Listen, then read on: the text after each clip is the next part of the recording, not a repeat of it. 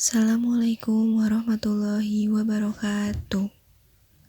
Kali ini kami dari kelompok 2 akan mempresentasikan materi mengenai menegaskan identitas sebagai muslim di era global.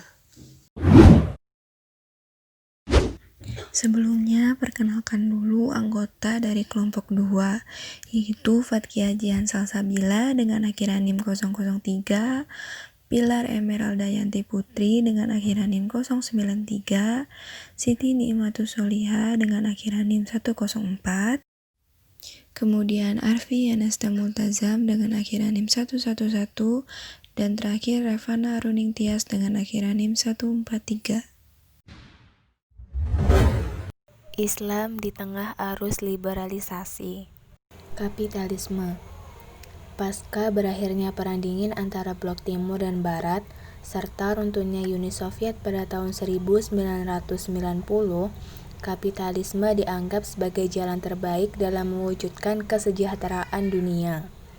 Implikasinya, sekat-sekat antar negara pun mulai kabur dan negara di dunia mulai menyediakan diri sebagai pasar yang bebas. Kapitalisme menawarkan konsep sekularisme, yaitu pemisahan agama dari kehidupan dunia. Agama hanya ada di wilayah ibadah vertikal, hubungan kholik dengan makhluk seperti sholat, puasa, haji, umroh, dan lainnya. Sedangkan urusan dunia terkait muamalah, politik, ekonomi, dan sosial menjadi urusan manusia atas dasar kebebasan atau liberal. Kapitalisme melahirkan pola hidup liberal, hidup materialis, dan pola hidup hedonis. Peradaban ini memperlihatkan kemajuan dan kenikmatan material yang seolah menjanjikan kebahagiaan hidup bagi umat manusia. Liberalitas yang dikemas atas nama kebebasan individu dan hak asasi manusia mengarah pada kehidupan pribadi yang terkoyak-koyak dan tatanan sosial yang hancur berkeping-keping.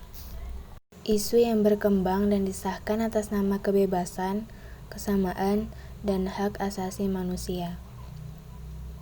Pertama, lesbi, gay, biseksual, dan transgender yang dulu dianggap sebagai kelainan psikologis, namun saat ini dianggap sebagai orientasi seksual individu yang wajar, patut diapresiasi, dan dilindungi oleh hukum. Yang kedua, same-sex marriage, yaitu perkawinan sesama jenis yang telah disahkan oleh 21 negara di dunia. Kemudian yang terakhir adalah free sex, yaitu seks bebas dengan dasar suka sama suka di negara barat yang dilegalkan. LGBT, SSM, dan free sex. Ketiga isu tersebut meruntuhkan institusi perkawinan dan meruntuhkan derajat manusia. Islam sebagai agama dan ideologi yang memiliki cara pandang menyeluruh tentang manusia, alam semesta, dan Tuhan telah memberikan panduan kepada manusia untuk hidup dalam kemuliaan insania dengan melaksanakan ajaran Islam. Aktivitas seorang individu tidaklah bebas atau berdasarkan pertimbangan mencapai kenikmatan material semata. Aktivitas seorang hamba adalah al-taghayyud bi al-ahkam al-syariah, yaitu terikat dengan hukum syara. LGBT, SSM, dan free sex. Islam telah memberi penegasan bahwa manusia sejak lahir di dunia memiliki naluri melanjutkan keturunan. Untuk memenuhi naluri tersebut, menikah merupakan jalan untuk menyalurkan kebutuhan biologis. Hukum menikah bisa bergerak dari mubah, sunnah, wajib, dan haram sesuai kondisi seseorang. Pernikahan menjadi institusi yang sah untuk mempertemukan lelaki dan wanita untuk hidup bersama, membentuk keluarga samawa. Ketika pernikahan terjadi antara sesama jenis, maka hal ini telah keluar dari fitrah dan bertentangan dengan naluri. Perilaku homoseks dikecam Al-Quran dalam ayat berikut. Sungguh kamu telah melampiaskan syahwatmu kepada sesama lelaki, bukan kepada perempuan. Kamu benar-benar kaum yang melampaui batas. Quran Surah Al-A'raf ayat 81. Berikut ini merupakan tujuan pokok ajaran Islam, maqasid al-syariah. Terwujudnya al-dahuriyat al-qoms atau bisa kita sebut 5 hak asasi. Yang pertama adalah hifz al-din, menjaga agama, hifz al-nafs, melindungi jiwa, ketiga hifz al-aql, melindungi akal, hifz al-nas, melindungi keturunan, dan yang kelima adalah hifz al-ma'al, atau bisa kita sebut melindungi harta. LGBT, SSM, dan free sex. Hal tersebut telah melanggar hak reproduksi dan tercabutnya perlindungan terhadap keturunan.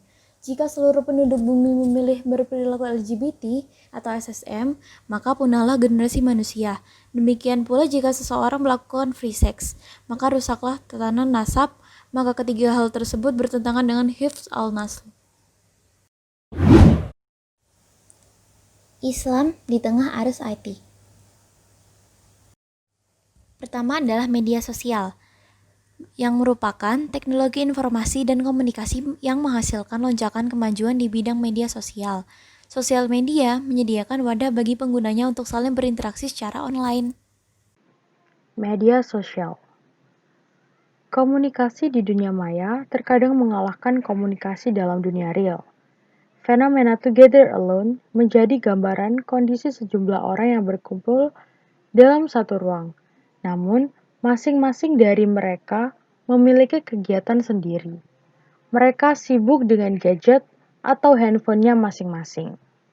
Fenomena tersebut dapat dilihat di lingkungan keluarga, pertemanan, pendidikan, maupun lingkungan kerja. Hoax.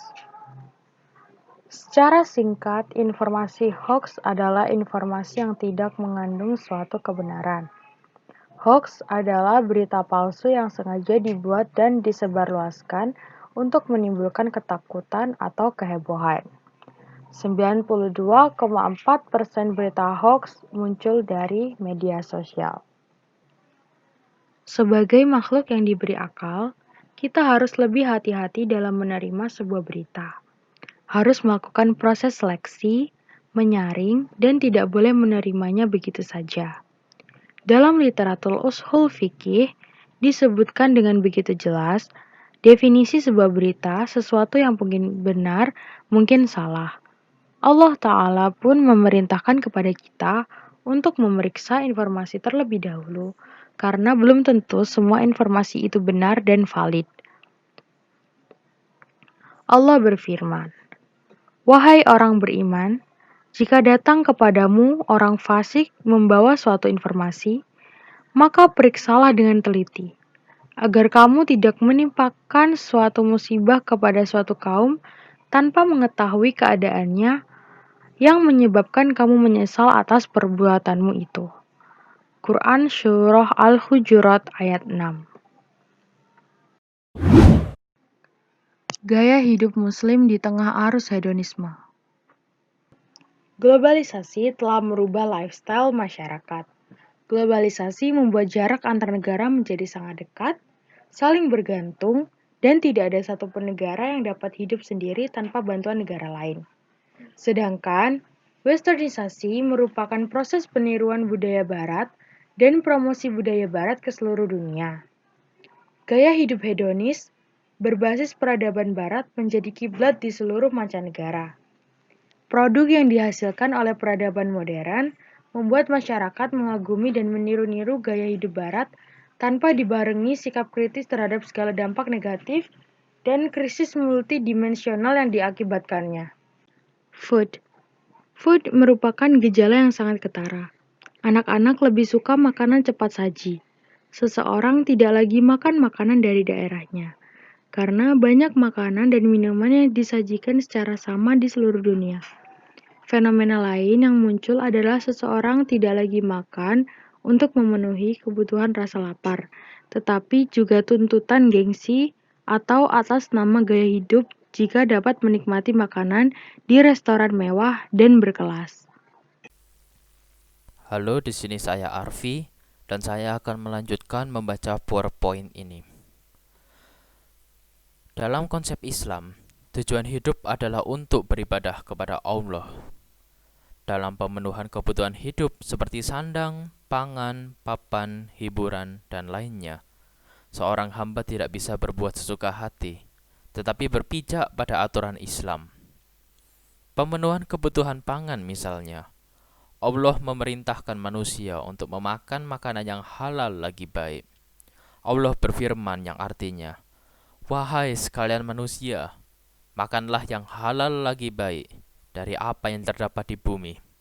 Dan janganlah kamu mengikuti langkah-langkah syaitan. Sesungguhnya syaitan itu musuh yang nyata bagimu." KS Al-Baqarah 168. Kehalalan makanan dapat ditinjau dari 4 aspek. 1. Halal cara memperolehnya. Makanan tersebut berasal dari rizki yang halal dan bukan berasal dari rizki yang haram. 2. Halal zatnya. Seluruh yang disediakan Allah di alam ini halal dimakan, kecuali beberapa hewan dan jenis tumbuhan yang dilarang dalam Quran dan hadis. 3. Halal prosesnya. Dalam proses pengolahannya tidak bercampur dengan benda atau hewan yang diharamkan. 4. Halal penyajiannya. Proses penyimpanan dan pengemasan makanan haruslah dikemas dengan bahan halal, higienis, dan mengikuti standar syar'i. Makanan yang dikonsumsi akan dicerna oleh tubuh, diserap gizinya, dan diedarkan ke seluruh tubuh manusia. Hal tersebut berarti makanan yang telah diproses sistem pencernaan akan mengalir dari ujung rambut ke ujung kaki. Makanan yang haram akan berdampak secara fisik dan rohani.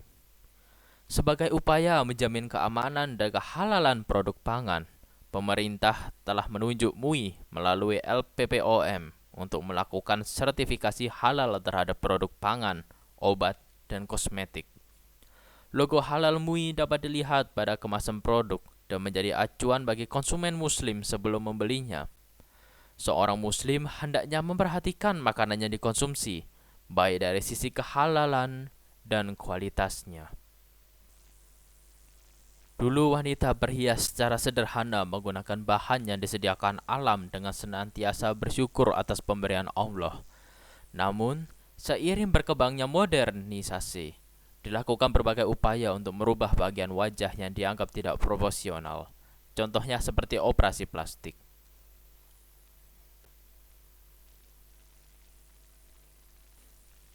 Pada bidang fashion, Islam telah memberikan ketentuan tentang aurat.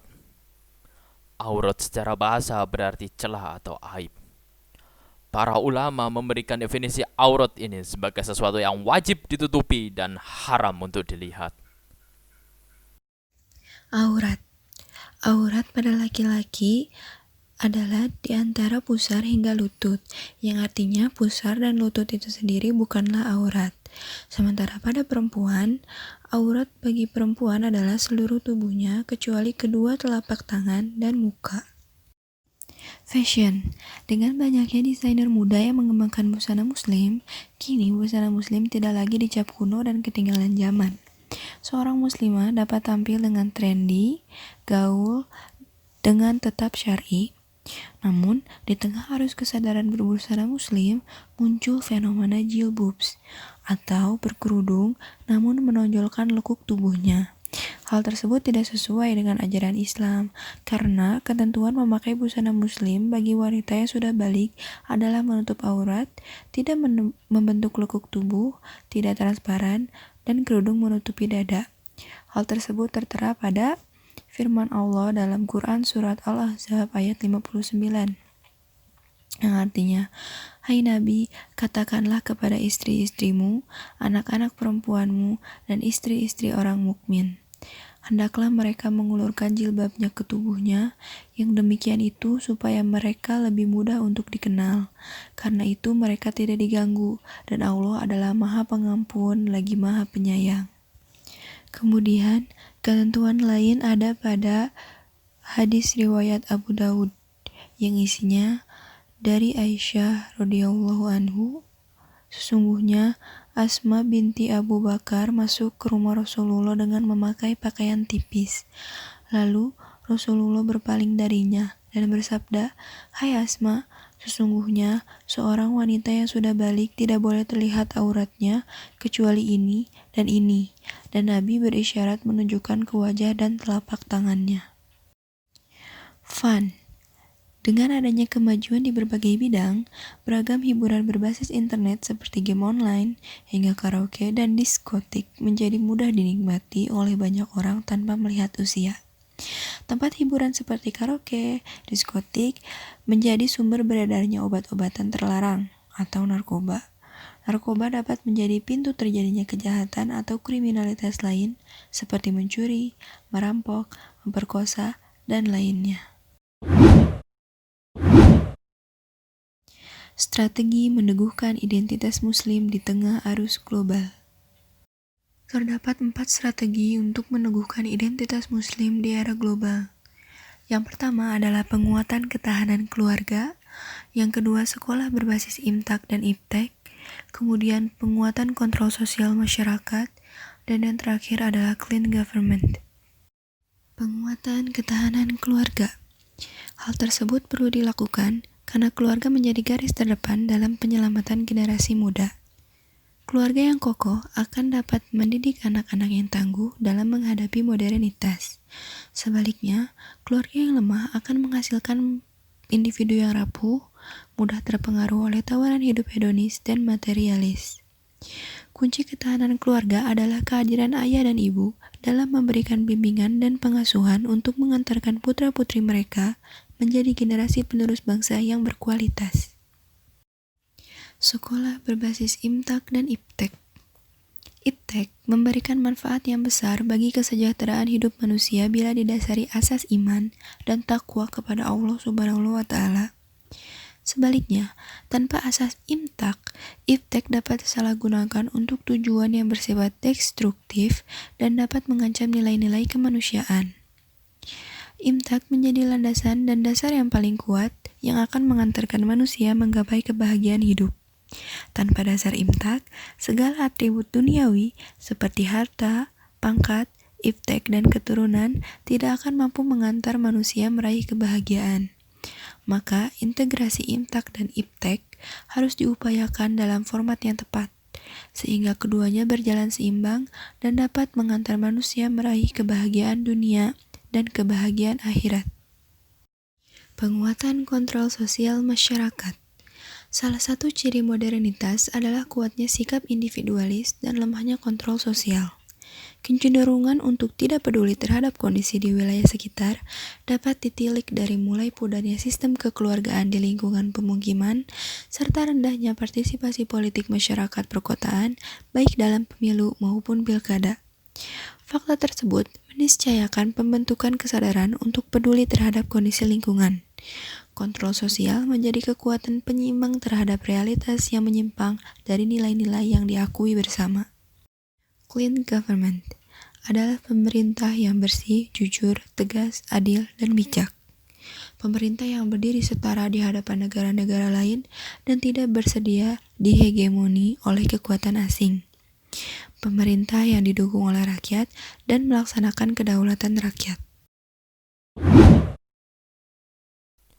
Terima kasih, arigatou gozaimasu. Apakah ada pertanyaan? Credits.